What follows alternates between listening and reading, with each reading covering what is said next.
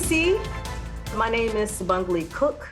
I am the Director of Business Development and Strategy in the Deputy Mayor's Office for Planning and Economic Development. And I'm joined here today by an amazing colleague of mine. Her name is Elizabeth Anderson. We call her Liz for short. And she's our Director of Great Streets and Retail. Today, we're going to talk a little bit about an opportunity that we've been promoting since December. It is our Great Streets Retail Small Business Grant. So we're going to do a little bit of a conversation about what's necessary, what's required, give you a little back history, in hopes that this will help arm you with the appropriate tools and information that is necessary for you to submit a competitive application that we can review and award. So without further ado, let me first start by giving you just a little bit of history about Great Streets before I bring Liz in. Great Streets is an economic tool that we use here in the Deputy Mayor's Office to do two things. First, it is an investment mechanism that we use to create equitable investments across emerging corridors here in the city where private dollars are slow to arrive, right? So we are the catalyst for that. The second part of this tool is that it also supports and gives capital improvement dollars to small businesses in those emerging corridors. What are the emerging corridors? Well, we call them Great Streets corridors. We currently have 13 of those.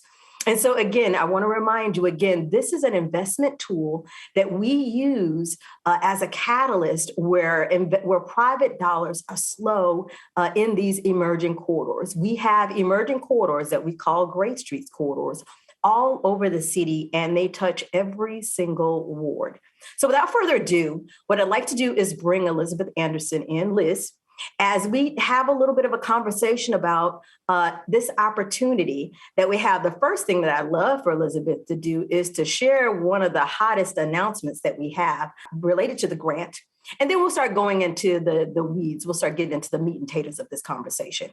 Elizabeth, hello. How you doing today?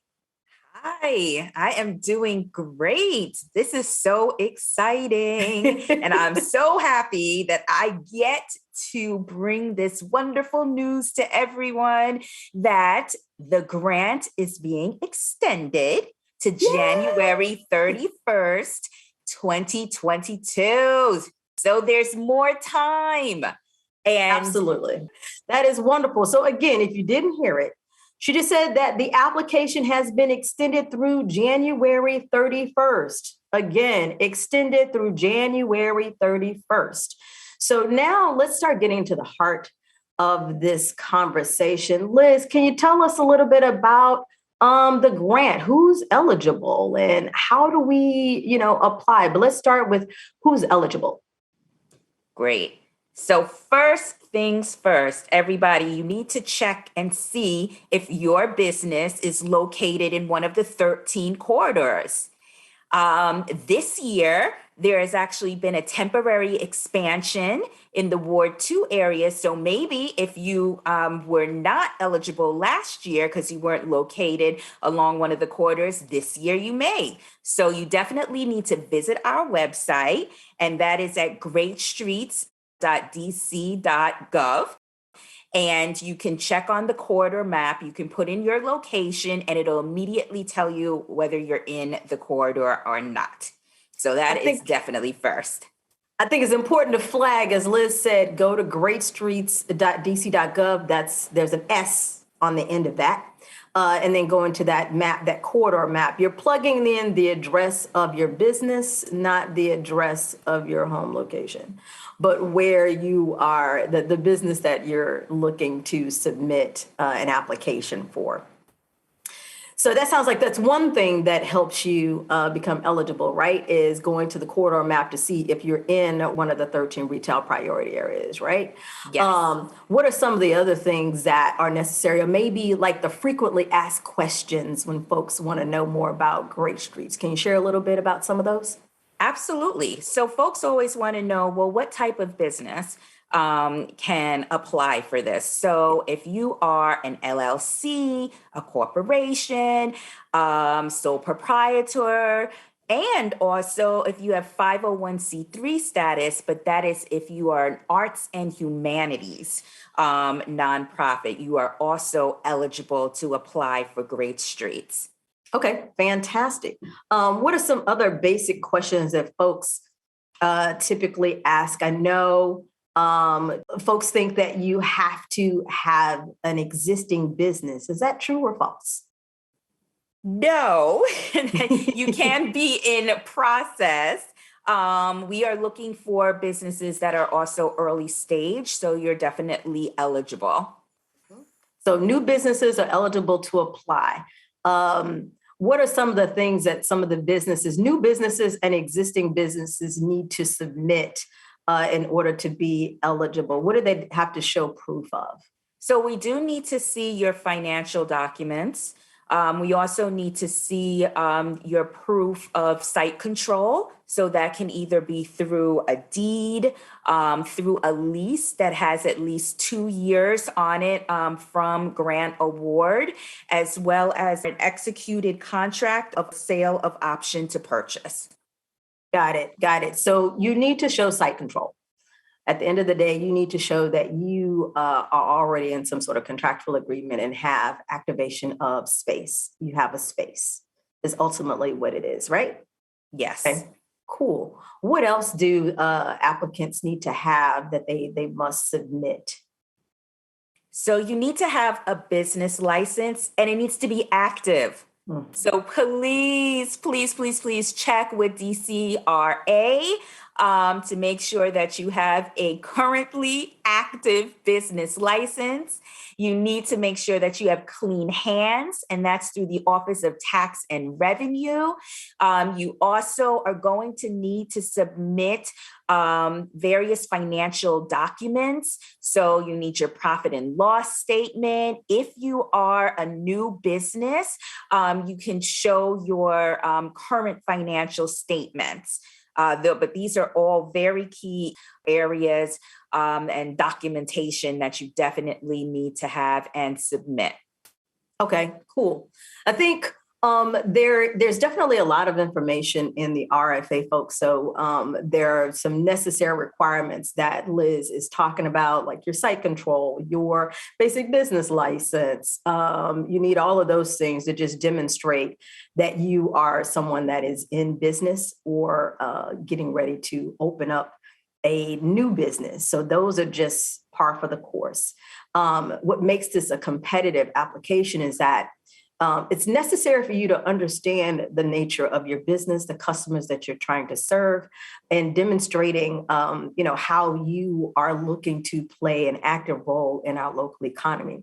The idea with Great Streets is that we want to make sure that we're creating these livable, walkable, shoppable experiences all over the city, right?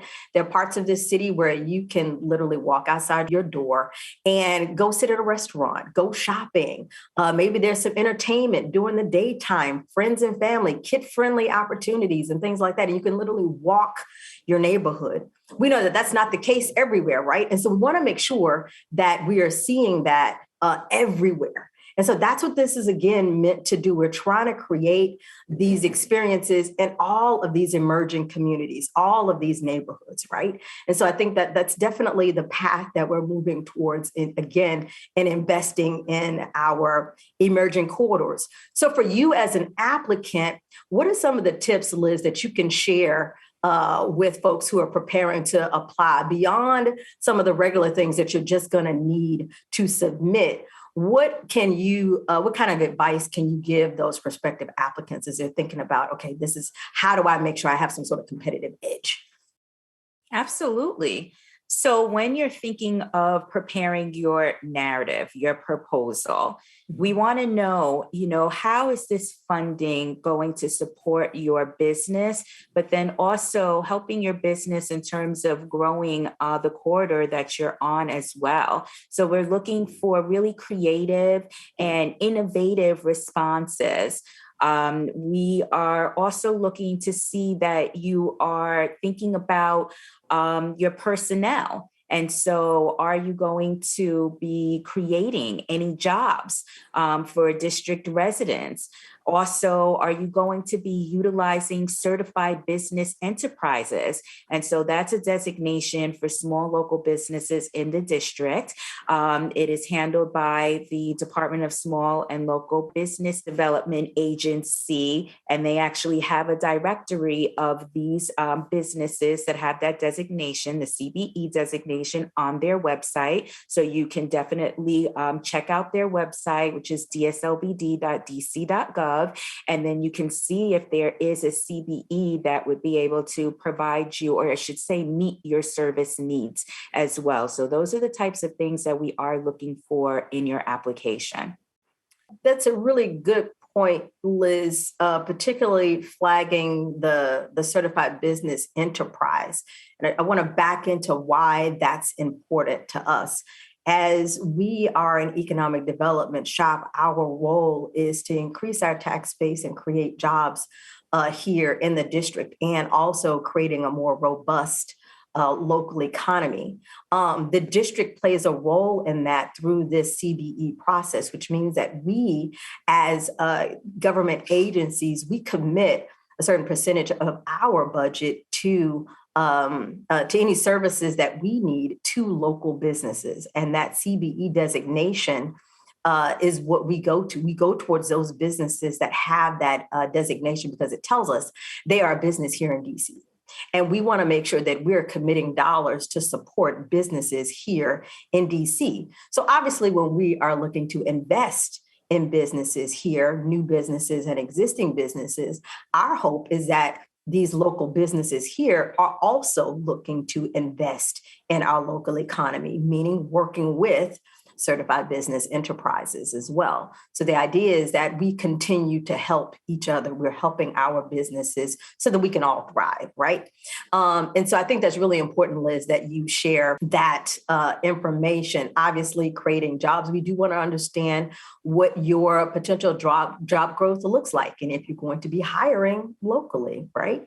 And so those are key things. I think it's also important to note that it's helpful to demonstrate that you understand where your business is and how you play a role in your community as well. We know community is important, and there are very different, nuanced communities here. And we want to understand that you are looking for ways to play a role. How do you want to play a role in your local community and your emerging corridor? And how are you making that community better with the service that you have? Maybe you're the only one doing what you're doing or not, but it's great for you to be able to tell us that, right?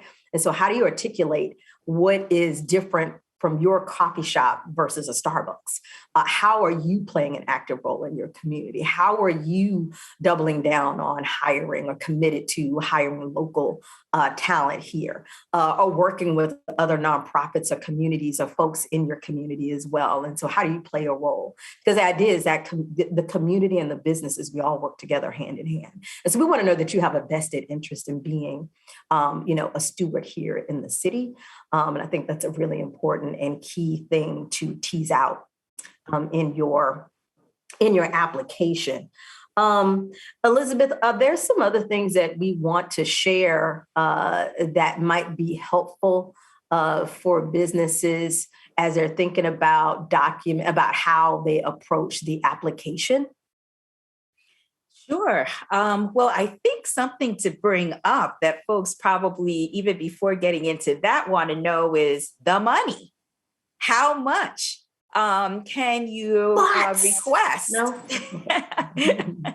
How much can you request with this grant? So you can request up to $50,000.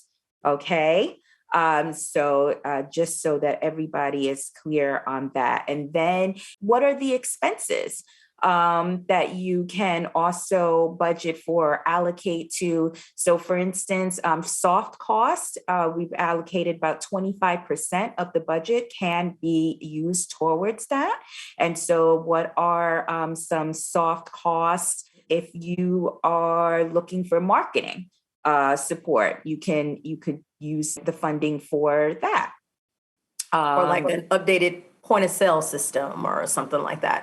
Exactly. So Mhm. that's also something that I think folks would probably want to know in terms of when they're preparing their budget proposal. There are templates that you can find on the webpage. And they're also, these are like appendix documents and attachments. You will need to upload those documents into the Grant Vantage portal. And just know that when you download and you input information, that when you're about to upload, you need to save it in a PDF format and then upload it to the system. Yeah, I think that's key. I think it's also important to flag as you are preparing to fill out your application. I would recommend that you fill out all of the attachments first. When you go to the site, it lists everything. There is a checklist. Liz has uploaded a checklist to say, here's where you start. Fill out all of those documents first so that you don't spend time at every question doing that. Second, when you go to the application, you can actually print out the entire application first so that you just have it ready, so that every question is not a surprise. Print it out. And also fill out all of the attachments so that you have it ready. So then you can kind of write your draft of all of your questions and everything in there and have all of your attachments ready to go. So then when you do start filling out the application, you can do it with greater ease. So I would definitely say first print out that checklist, print out all of the attachments, fill those out. The financials and things like that that you need, be sure that you definitely submit those. Please do not put any passwords or codes on those things because we won't be able to access it and it makes you ineligible. It makes for an incomplete application if we can't read it. So make sure that it is PDF and there are not any codes or passwords or anything like that to access the documents. To that end, we're about to get to our close, but Liz, I wanted to see if you had any other parting words, thoughts, things that we also needed to cover. And then we'll go into more information sessions and dates and things like that. I think that we covered just about everything. I know that when folks are going through this process, you may say, I'm a little bit stuck. I'm not sure. There are phone numbers if you're having trouble in Grant Vantage that you can connect either by phone or also by email. And that information is listed on our webpage. And then also there are technical assistance providers throughout the city. And so we have those listed as well on that checklist document that's on the last page. And then also, if you need anything translated as well, we've got numbers for that. And so you can have support if you do need that additional help in the language area, and that's through our language access office. So there's a variety of ways that you can ask for help. Do not feel like you're going through this process alone, as well as you can always reach out to our team. And that team email address is greatstreets@dc.gov. Fantastic. Thank you, Liz. I think some of the major takeaways, everybody, if you're listening to this, is preparation is key. If you think you're eligible and you fall in one of the corridors, fantastic. Now it's time to prepare. Make sure you print out the checklist. Make sure you fill out all of the attachments, have your financials, everything ready to go so that you're able to upload pretty quickly. Some other additional things that you will also need to do is not wait until the last minute, because you also need to get estimates of the work that you are proposing, meaning that when you look for a contractor and possibly a CBE, that you will need to get quotes to demonstrate your commitment to using a certified business enterprise. So do not wait. You will need to get those things, and you want to make sure that you leave enough time for that. So granted, yes, this is extended through the 31st, but you cannot decide that you're going to do your application 3 days before and think you're going to complete it, because there are things that you do need to fill out and get from other folks in order to complete your application. And those things are necessary to have a complete application that sends you on to review. So with that, again, preparation is going to be key. There is a calendar of other information sessions that will be coming. So everyone, we want to encourage everyone to please go back and check the calendar regularly. We'll also be putting out information as there are new information sessions coming. So you'll be able to ask as many questions as you like through other live formats between now and the 31st. In the meantime, again, like Liz said, please go to greatstreets.dc.gov. If you want to submit a question or anything like that, you can do that there. With that, I want to thank everybody for joining and listening in. We look forward to seeing your application, and we thank you so much for being here with us today. Thank you, Liz, for sharing some information with us. Thank you so much for having me. This was wonderful. All right. You guys enjoy and have a great afternoon. Bye-bye.